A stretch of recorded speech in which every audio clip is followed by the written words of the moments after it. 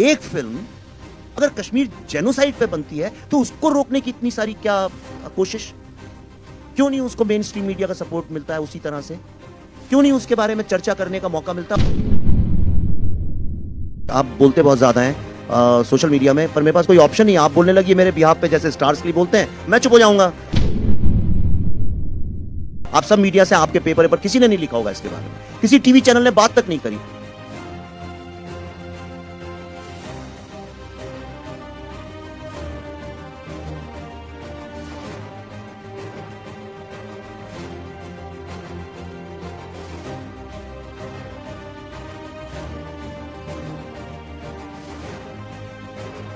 तो 70 स्क्रीन में रिलीज हुई थी और उसी के साथ 5000 में कलंक और एंड गेम रिलीज हुई थी, पर हमारी चलती रही। कछुए की चाल कभी लंबी चली जाती है कई बार, तो लोगों को समझ में आया। इस फिल्म के साथ भी ऐसा ही है।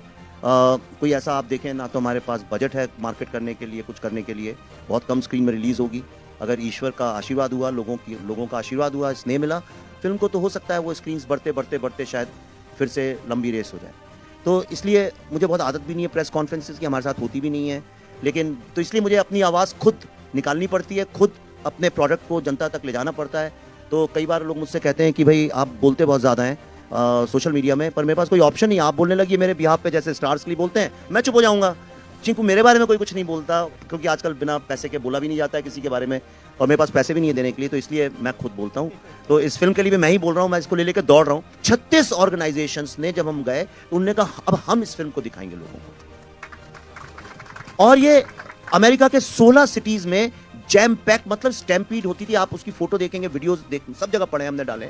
मतलब यह हालत हो गई थी कि जितने लोग अंदर थे उतने ही बाहर खड़े होते थे कि भाई हमें दिखा दो ये फिल्म, और कोई इसकी हमने एडवर्टाइजिंग नहीं की, कोई पब्लिसिटी नहीं गई, किसी मीडिया ने, आप सब मीडिया से, आपके पेपर पर किसी ने नहीं लिखा होगा इसके बारे में, किसी टीवी चैनल ने बात तक नहीं करी।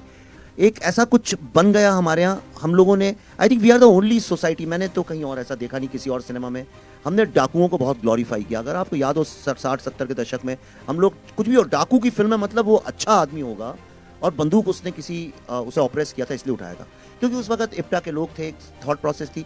लेकिन डाकू तो कभी अच्छा हुआ नहीं, कोई अच्छा डाकू का कोई एग्जाम्पल भी नहीं है इस दुनिया में। फिर हम लोगों ने स्मगलर्स को ग्लोरीफाई करना शुरू किया। एक फिल्म अगर कश्मीर जेनोसाइड पे बनती है तो उसको रोकने की इतनी सारी क्या कोशिश? क्यों नहीं उसको मेन स्ट्रीम मीडिया का सपोर्ट मिलता है उसी तरह से? क्यों नहीं उसके बारे में चर्चा करने का मौका मिलता है? और उसके बारे में अगर हम कुछ बोलते हैं तो लोग, आपको मैं एक एग्जांपल बताता हूं। कुछ दिन पहले मैं दिल्ली में था, 10-12 दिन पहले, वहां पे किसी जर्नलिस्ट से मुलाकात हुई और उन्होंने बोला कि अच्छा कश्मीर फाइल्स बना रहे हो, पढ़ते हैं उसके बारे में। उन्होंने खोला एनडीटीवी का पेज, एनडीटीवी के पेज में 6 महीने पहले वो पेज बनाया गया था। हिंदुस्तान में मेरे अलावा और चंद टेक्नीशियंस और एक्टर के अलावा किसी ने ये फिल्म नहीं देखी है, और उसमें लिखा हुआ था Kashmir files is a propaganda film.